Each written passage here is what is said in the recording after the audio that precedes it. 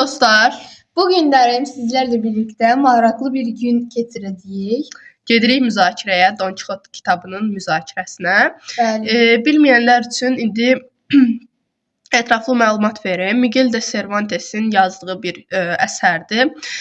Və kitab iki hissədən ibarətdir. İki hissənin birini 1605-ci ildə, ikinci hissəni 1615-ci ildə yazıbdır. Yəni belə çox maraqlı bir əsərdir. İndi onun müzakirəsinə gedirik. Orada təəssüratlarımızı bölüşəcəyik. Orada görüşərik. Görüşərik. Hələlik sağ olun.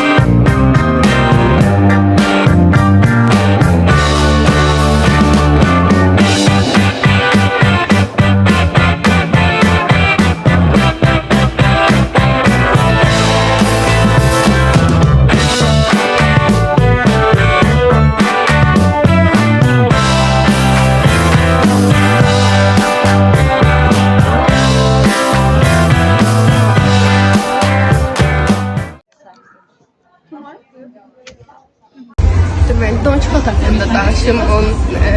Necə idi onun xarakteri.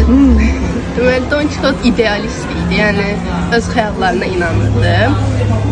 Deməli, o cəngavər olmaq istəyir. O qədər cəngavər kitabları oxumuşdu ki, yəni romanları oxumuşdu ki, artıq o da elə olmaq istəyirdi, həmin o cəngavərlərdən.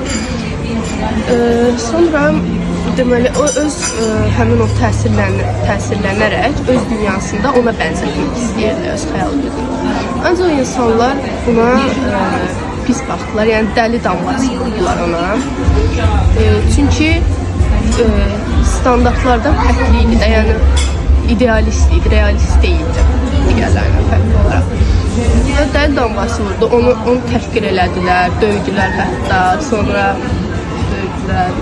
Yəni, o çətinliklə üzləşdi Don Kixot filmini. Amma o yenə də öz yoluna dönmədi. Axıra qədər savaşdı, davam elədi. Amma axırda da müəllim kitabın axırında şey elədi.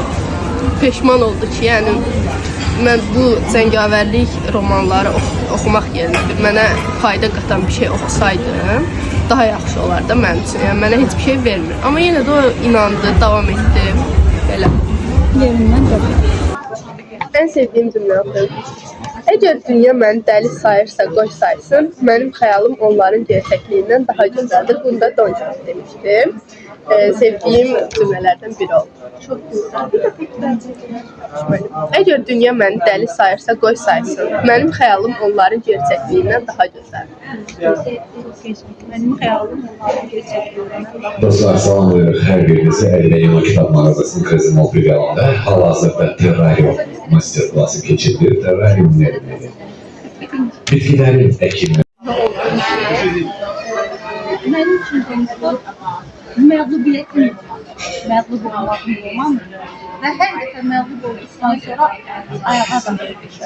Don Quixote'un da sevdiyim müsbət yanlarından ibarət idi ki, nə qədər də biz bilirdik ki, ilk səfərə çıxdığı ilk gündən başlayır döyülməyə.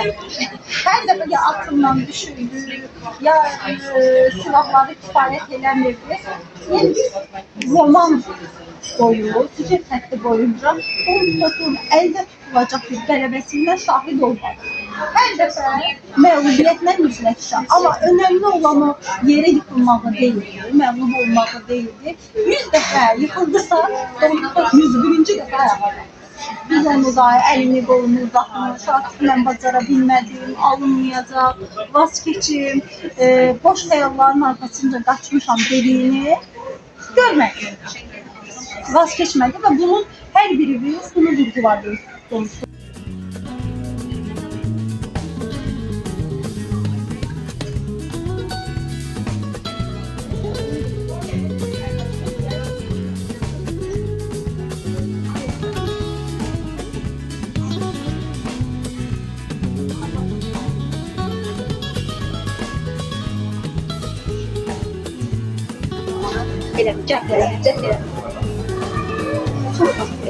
Bir şeyin ilk dəfədən alınması çox nadir.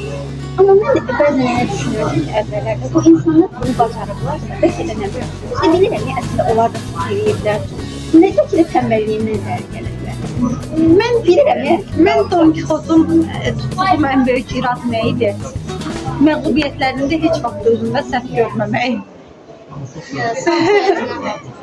Başqasını günahlandırırdı. Gah dedi atın ayağı sürüşdü, gah dedi silahlarım uyğun deyil, gah bəli Sancho'nun günahları. Həmişə biriləri səhv eləmişdi. Amma Don Quixote'dan başqa hamının səhvi var idi. Bir dənə onun yox idi. Bu çox önemli məqamda. Özümüzə oxu, özümüzə çevrəsi çox şeylər var. Don Quixote'dan əvvəlki Tunay, Don Quixote'dan sonraki Tunay. Tunay sənin adının mənası nədir? Ayşə, səhv eləmirəmsə. Tunay Ayşə. Elə oldu. Təkli bir addır. Ayşə olduğunu bir ayla bağlı nəsə bir şey tutuldu. Aynen. Aynı şey. Deməli, xəyallarımızın arxasınca getmək heç də asan deyil. İnsanlar təzə başlayır. Başda yox. Xəyallarımızın arxasınca getmək heç də asan deyil. İnsanlar bizi anlamaya bilər, məqsədimizdən döndərə bilər. Amma ürəyimizdəki məqsəd təmizdirsə, bunu eləməyə dəyər məncə. Əsası da ki, xəyal qurmaq gözəldir. Ancaq bunu reallıqla uzlaşdırmaq həqiqi bir cəsarət istəyir məncə. Həmin o reallıqla uzlaşdırmaq cəsarət. İnşallah xəyallara qapıyıb yaşamaq çox rahatdır, açığını sizə deyim. Xəyalların arxasınca getmək də nisbətən rahatdır. Beyninin içində yaşamaq çox rahatdır. Çətin olan, olanı olduğu kimi qəbul edib, bundan sonra nə edə bilərəm deməkdir. Mən belə düşünürəm.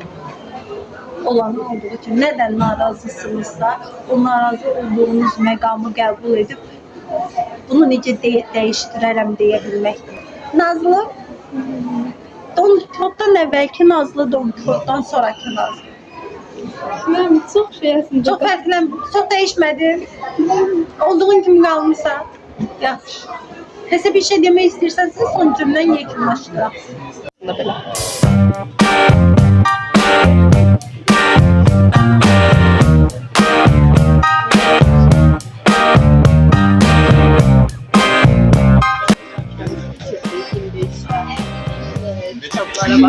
Məncə çox həqiqətdir. Mənə görə.